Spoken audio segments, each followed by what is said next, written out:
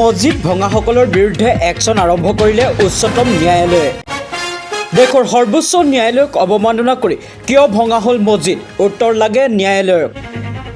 মছজিদ ভঙা কোনো এজন হাৰি নাযাব বুলি উচ্চতম ন্যায়ালয়ৰ মন্তব্য। জিলা উপায়ুক্তকে ধৰি বহু বিষয়াৰ বিৰুদ্ধে জাননী জাৰি।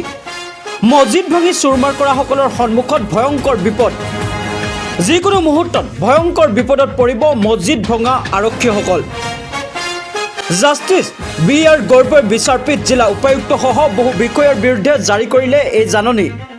যিমান সম্ভৱ আজিৰ এই প্ৰতিবেদনটো সকলোৱে শ্বেয়াৰ কৰক। কুৰ্চীনগৰ মছজিদ ভাঙি দিয়া কাৰ্যত জড়িত কোনো এজন হাৰি নাযায় বুলি সকিয়নি ন্যায়ালয়ৰ। দুসপ্তাহৰ ভিতৰত উত্তৰ প্ৰদেশ চৰকাৰ তথা বিষয়াসকলক উত্তৰ দিবলৈ নিৰ্দেশ ন্যায়ালয়ৰ। কি কাৰণত নিয়ম ভংগ কৰি মছজিদ ভাঙিলে উত্তৰ লাগে ন্যায়ালয়ক।